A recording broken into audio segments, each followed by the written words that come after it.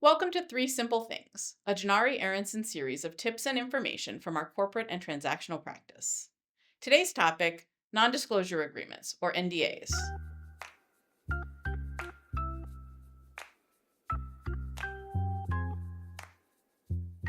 Your proprietary information is one of your most important assets. Businesses use NDAs in a variety of settings to protect their proprietary information. Despite the fact that they are very commonplace, not all NDAs are equal. Too many companies sign whatever form is put in front of them or reuse a prior form without considering whether the agreement meets the current needs. First, employee NDAs. Every employee and consultant providing services to your business should sign an agreement that restricts disclosure of non-public information. These agreements typically protect your information as well as that of clients and other third parties. Employee NDAs will usually include an assignment of inventions in favor of the company, ensuring that all intellectual property created in service to the company will belong to the company. Because your employees have access to such a breadth of information, the confidentiality obligations in an employee NDA typically survive termination of the employment relationship indefinitely. Having a practice of getting these types of agreement in place with all employees and consultants on day one will be critical when you're seeking financing or looking to sell your business.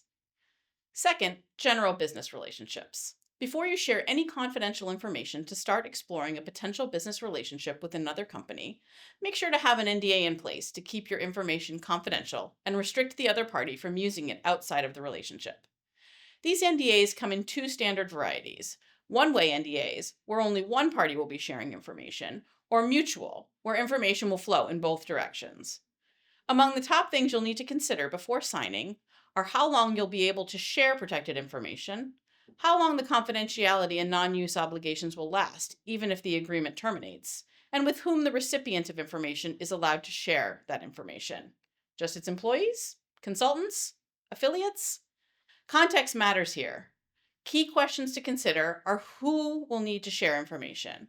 If you decide to move forward, will the parties enter into a larger definitive agreement? How long does it take information in your industry to become stale? Who will the parties need input from to decide whether to move forward? Third, M&A. These NDAs will typically look a lot like general business relationship NDAs, but a company will never be more vulnerable than when looking to sell the business.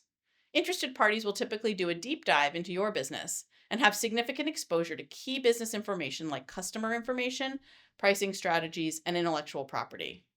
That's why it's critical to have a strong NDA with confidentiality and non-use provisions that survive for a significant period of time, if not indefinitely, and to restrict information sharing to only those with a need to know to evaluate the transaction.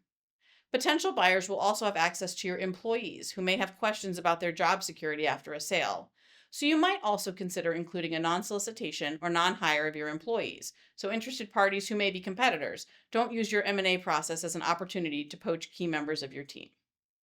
Remember, not all NDAs are the same, so if you're looking for advice on protecting your proprietary information with an NDA, make sure to consult with your legal advisors and provide relevant details about the business context and relationship so they can give you the best advice.